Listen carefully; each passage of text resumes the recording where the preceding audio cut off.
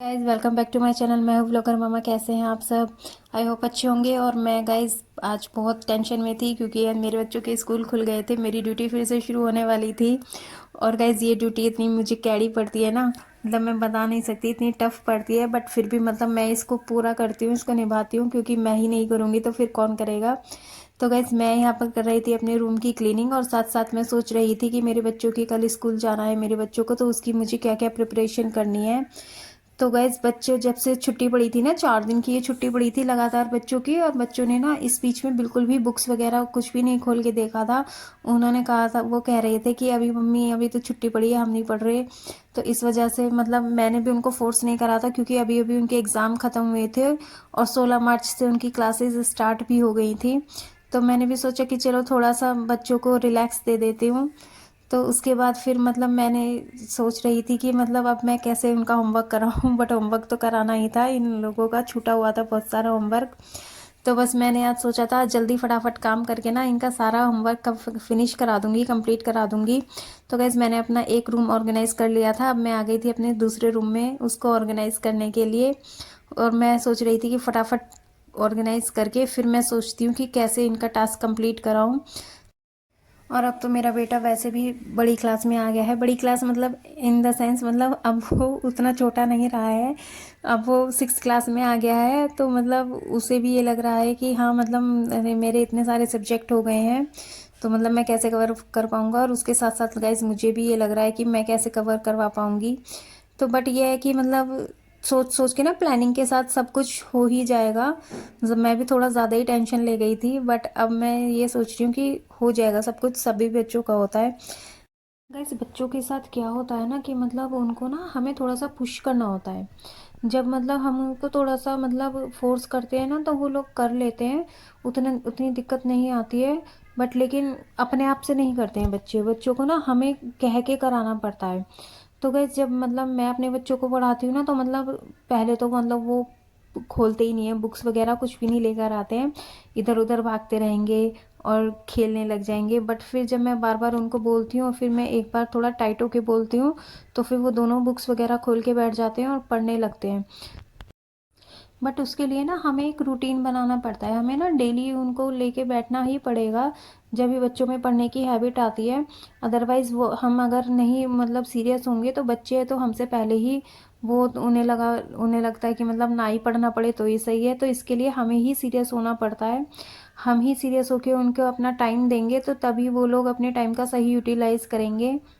और तभी उन लोगों को भी पढ़ने में इंटरेस्ट आएगा, क्योंकि एक टाइम उनका हो जाएगा पढ़ने का, तो फिर उनको ना मतलब ये नहीं रहेगा कि बार बार बोलना पड़े बैठ जाओ पढ़ने के लिए, बैठ जाओ पढ़ने के लिए।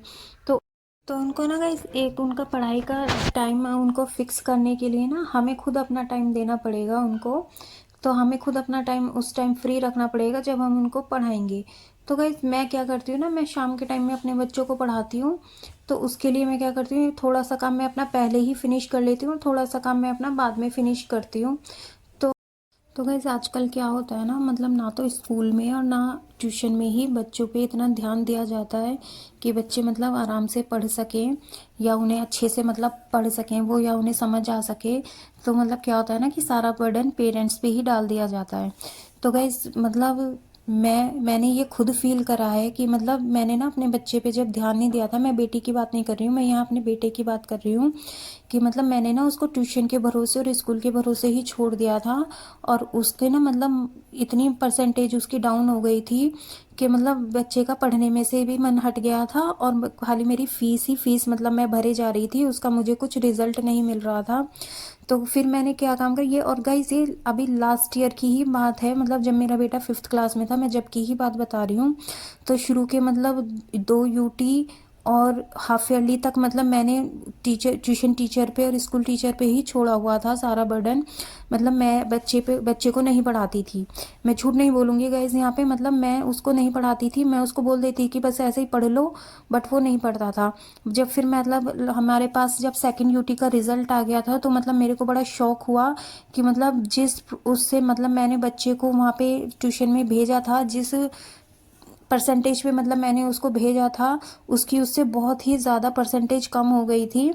तो फिर मतलब मैंने ये सोचा कि अब मैं मतलब खुद ही अपने बच्चे को पढ़ाऊँगी, खुद ही देखूँगी। तो फिर मैंने उसका ट्यूशन ही छुड़वा दिया था और मैंने खुद ही उस पर ध्यान दिया था।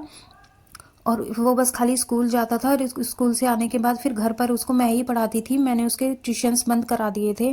और फिर मतलब मैं उसको रेगुलर 2 घंटे देती थी, उसको 2 घंटे रेगुलर लेके मतलब बैठती थी पढ़ाने के लिए। और फिर उसके इतने मतलब अच्छे मार्क्स आए कि मतलब ना तो ज़्यादा बच्चे को भी मेहनत करनी पड़ी और ना मुझे ही मेहनत करनी पड़ी। और मेरा बेटा मतलब बोलने लगा कि मम्मी मैं बाहर ट्यूशन नहीं पढ़ूंगा, मैं घर पर ही पढ़ूंगा। और गाइस अब फिर मतलब जब उसके फाइनल एग्ज़ाम हुए तो उसका बहुत ही अच्छा रिजल्ट आया था। मतलब इतना अच्छा लगा लो कि मतलब ना तो मतलब मैं 90s में उसकी परसेंटेज आई थी और ना ही बिल्कुल डाउन उसकी परसेंटेज गई थी। बिल्कुल मतलब 70 to 80 के बीच में उसकी परसेंटेज थी।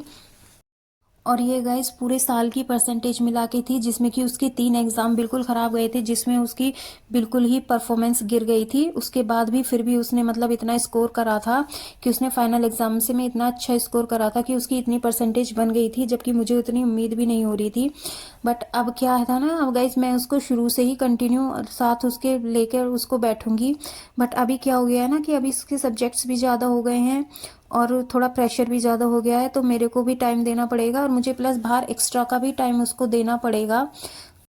और गाइस ये चीज़ ना मैं आप लोगों को इसके साथ इसलिए शेयर कर रही हूँ क्योंकि हो सकता है आप भी मतलब आपके भी बच्चे हों, आप में से कोई कोई हो जो मेरी तरह हाउसवाइफ हो और जो घर पर ही रहती हो मतलब, और बच्चों पर भी ध्यान दे उनको देना पड़ता हो।